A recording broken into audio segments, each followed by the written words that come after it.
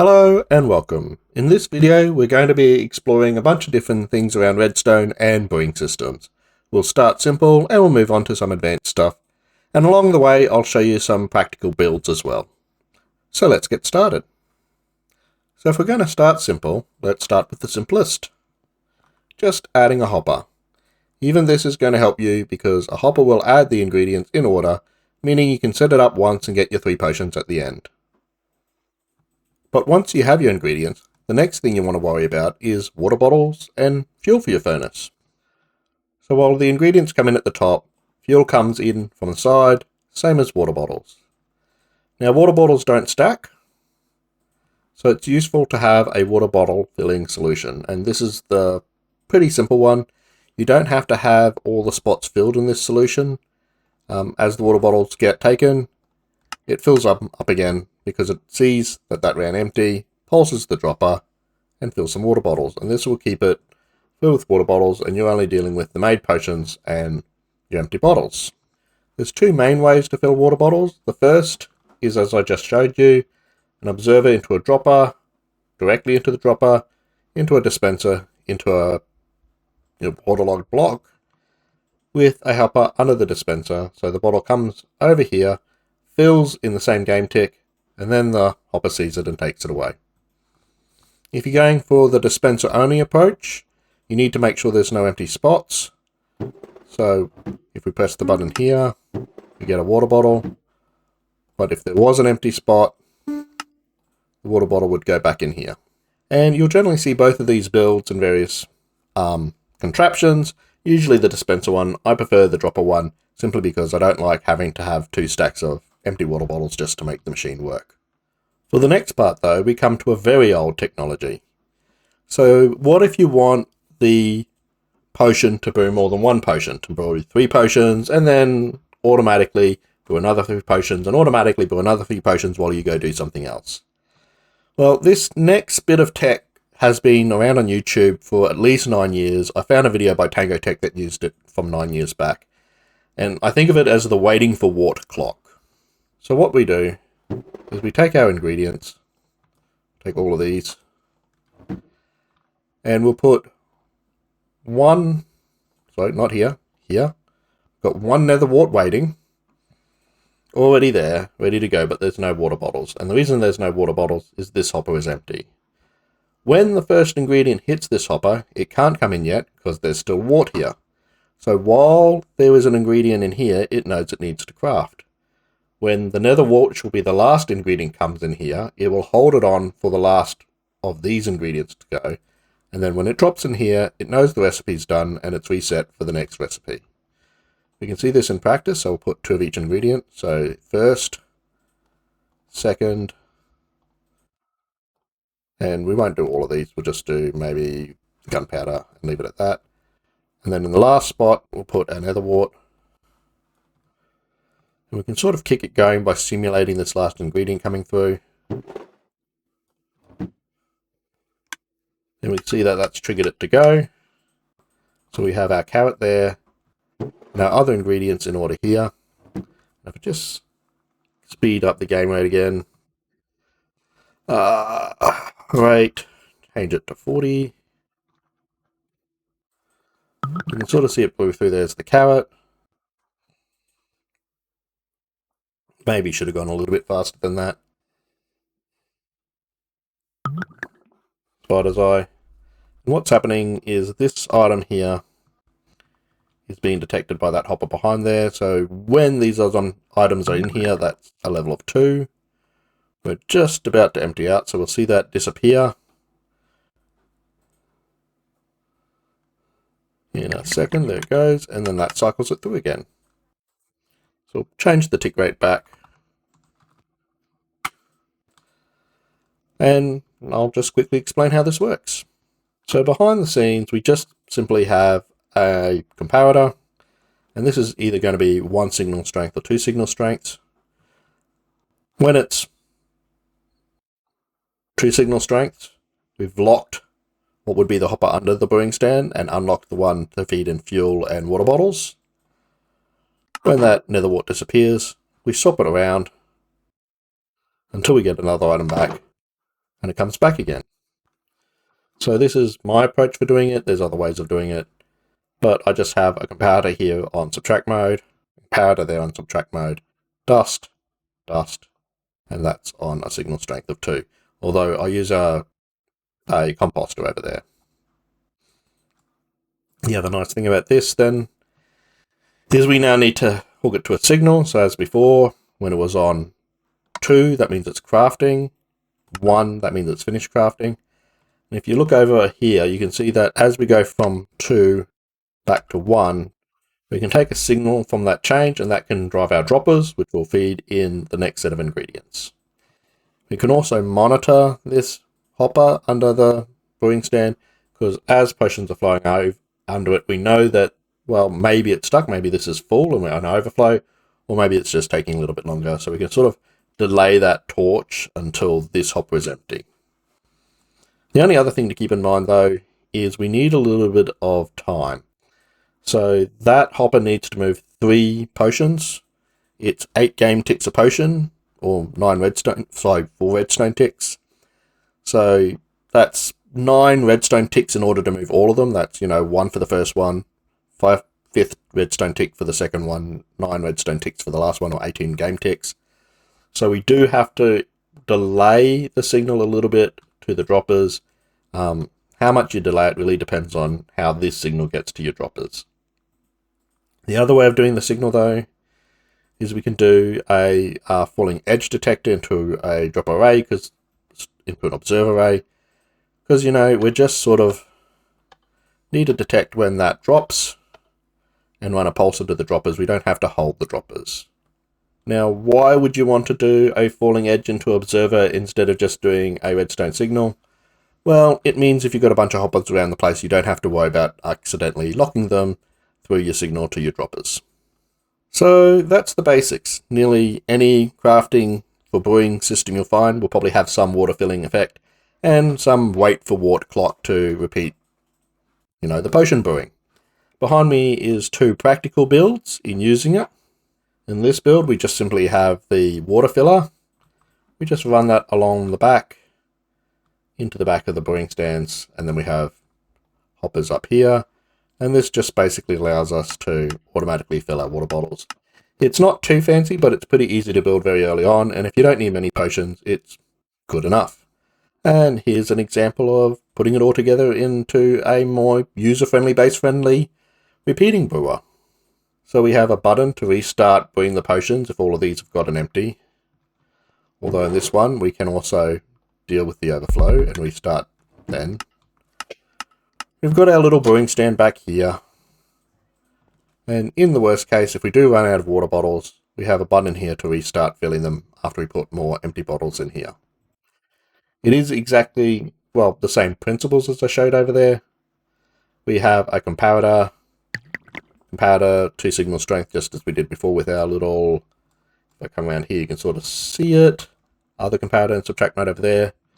We're running our, watch the under brewing stand hopper over here to our falling edge detector. And then that simply goes into an observer array to pulse our droppers. The only interesting thing here is obviously that because these are quasi-connectivity connected, we're just observing into a block, into a note block, so that the note block updates the dropper so it sees that this has been powered, but each observer isn't powering droppers other than the one it intends to, and this just makes sure that none of them get stuck in on mode. It doesn't really matter that this one powers first, because this one will power shortly afterwards within a tick before the associated hopper moves an item, and this one's going directly into the hopper that's feeding the brewer. So you do have a little bit of leeway here. In this design, these ingredients should be fairly stable in their order. That will always be for the nether wart. That will always be for your 2nd, 3rd, 4th, 5th, and 6th ingredient. If you do want me to do a tutorial on it, I'm happy to, but I think it's more important to understand the mechanics so you can sort of adjust the build to your own needs. But now let's look at something a little bit more complicated. What if one brewing stand isn't enough? What if you want to do a whole shulker's worth at a time when you pick a recipe? Well, a system like this might help. So in this design, and I will just unlock it for now, we have basically a hopper regulator. So this pulses every 2 ticks on, 2 ticks off. And if you do that along a set of hoppers going sideways and over another set of hoppers going down, you can make sure that the items in this hopper always evenly distribute in these hoppers. So it will come along here exactly, well, every 4 game ticks. Sorry, every 4 redstone ticks, 8 game ticks. And when one item gets to the end here, it releases the under hopper line. That'll suck an item down quickly enough before the next item comes in here, and then repeat the process. I've got a trapped chest over here, so when I've got it open, it will hold the line, and we can just sort of do our 9 items as we did before. Now, because we have a wait for wart clock at the end, so this is the same wait for wart clock as before. Comparator out, signal strength of 2, hold the under brewing hopper stations, release the fuel and water brewing stations, and a water filler. So we still have the same thing before. We want to have the nether wart last. So 1, 2, 3, 4, 5, 6, 7, 8, 9. And then we can do our, we'll just do splash potions this time. 9 of each.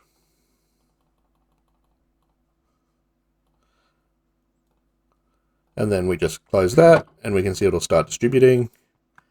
If we have a look in here, we'll see there's your carrot. It's distributed the carrots, and it's got the other ingredients being distributed now. So that will evenly distribute the 9 ingredients over each of the brewers. And then other than that, it's the same as before. That's the next ingredient filter. That's the weighting system. That's the brewing stand, and because these hoppers all release at once, we can just control the lot of them with this one over here to see when we're done, which will then release them at the end. And that will take a little while, but then they'll all come in here, 9 brewing stands all at once, filling that box. And, you know, if you want to brew potions even more quickly, that'll work. It's nice and simple, and you can brew 9 potions at a time, and as long as you can count and happy to read out your items, perfectly fine. But let's say you don't want to have to count out items out of your inventory. Well, we can attach this to sort of a item selection board. So in this case, we have selected, we'll go 5 potions this time. We'll keep the splash, drop the spider's eye. We always do nether wart. Just check that our shulker box isn't full. Press the button. That'll take 9 of each of the ingredients we've selected, and start brewing, and they'll eventually come back to this shulker box. So what's happening? Well, when we press the button, we're just using some pistons and observers to do 9 pulses. If you push a piston to an observer like this, you'll get 8 pulses, but we can get a 9th one simply by adding an extra one, watching it come down, and then delaying it by 2 ticks. We then run that into a, rail, in this case, just activate a rail. You sort of delay it as we go between, the main ingredients and the, modifiers for gunpowder and whatnot, and then the nether wart, just to create a bit of a delay, because we need to make sure that order is right. This is just basically using a trick from a binary encoder to allow us to turn droppers on and off from being able to see those ticks into a water stream. And then this is pretty much the same system as before. The only difference is that when our items hit here, this turns off this signal, but I've just got it on a fader clock, so it takes a little bit longer before it finishes turning off, just to allow the rest of the ingredients to arrive in here. And this is what makes sure they're in order in this hopper. And then once they're in order in this hopper, then it distributes them exactly as before. Because we've got a hopper here, we can only do 5 ingredient recipes, but if you want a system where you pick your ingredient and then brew 9 brewing stands at a time, this will work. And, all well and good, but this is our only option. One of the problems with this one, obviously, as you can see at the bottom line, we've got a bunch of, do we have enough items in it? And to make that work, I'm essentially having to make sure that I keep in each of these hoppers enough items so that these droppers remain full. And they're kind of difficult to get to, other than, you know, the chests above it. So that's a little bit less than ideal unless you've got farm for all of these ingredients. So maybe I don't want to be counting out my inventory. Maybe I would still like a system that counts out my items for me, but doesn't require me to keep a whole bunch on hand that I'm not using. Maybe I want to be able to use that gunpowder for something else. So what's our other option? So maybe you want to have, you know, the benefit of not having to can out your items, but you still want to do 9 brewers. What can you do? Well, we can take advantage of what you might see in a lot of Redstone videos with brewers and feed the items from droppers in more of an array, like behind me. So in this array, they're not in a line next to the droppers, but we can still sort of predict what order they're going to go into the barrel that's behind them. So our first dropper, this one feeds directly into our prep barrel. Then this one will feed in, then that one, then that one, then this one, and this one. And how have we achieved that? Well, we've got our little 9-tick pulse here. We've got a wooden button, and this time into a torch. And this arrangement of pistons and observers will also get you 9 ticks. This goes into our little activator rail, but we've got 2 observers, and then the last one is a third of an observer instead of an activator rail. And this is just to make this last tower be 1 tick behind. For being 1 tick behind, it means that on the other side, we can see that first dropper feeds directly in, so it's first. Then this dropper will fire second, because it'll have to go from here to here and then in. And then this one will fire third, because it's, you know, 2 game ticks behind. And then finally the top row can go, and once again, this one will come in first, because it's feeding directly into the hopper. This one will go second, because it's 2 game ticks ahead of this one, so then that will be the last one. And we can be pretty sure that that will remain the order, even if you build it somewhere else in the world. Other tricks in this particular build that I haven't shown before in this video is we still have this into a not signal to do the 9 ticks, but then we feed into a fader clock. So instead of turning off and waiting for it to fade, we turn it on and then wait for it to fade after the button click goes. While it's waiting to fade, it's still holding this line, so the regulator is held, preventing items coming out of this barrel until the regulator is turned on. But we've also have this dropper over here and another dropper, so that when we do press the button, this item will move over. So this dropper will release, but then that one repeater will hold until the signal fades, and then it will also release, and then this will be released to allow distribution while we're brewing. Other than that, very similar as before, we have our regulator here. We have our item at end detector to drop the items into the brewing stands. We have our am I brewing waiting for wart detector here, our ingredient line over here, and our output line over here. So when we start brewing, we hold the brewing stands, let the water bottles and any extra blaze powder in, brew it up, do our 9 brewing stands, into an item elevator, and then into this barrel at the end. So let's just see what we've got here. Now it doesn't have to be the same ingredients, it just has to be more than 9, so we can have 27 in there and 55 in here. It doesn't care, because it's going to count out the ingredients for us.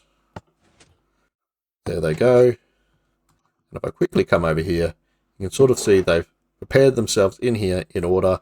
They're still filling up. There's the nether wart. And now I can start taking the first ingredient because the nether wart has come in. It's distributing them out over. We now have water in here because there's an item in here. So I'll finish brewing, and all of these are brewing at the same time.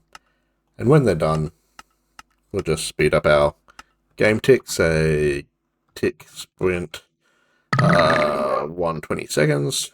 You can sort of see it come all the way through, and then release into a game tick over here. Now the advantage of doing this as a way of holding a regulator is we can also take the signal out of here to see if we're brewing or not, so that you can come past and say, oh yeah, that's still going. No point in checking my chest yet. So there you have it. Redstone for brewing systems, simple to advanced. Hopefully there's some sort of technology approach in here somewhere that appeals to you, and maybe you can use it in your own Redstone build. If there is a particular build in here you'd like me to go through, maybe a block by block tutorial for, let me know in the comments below. Thank you for watching.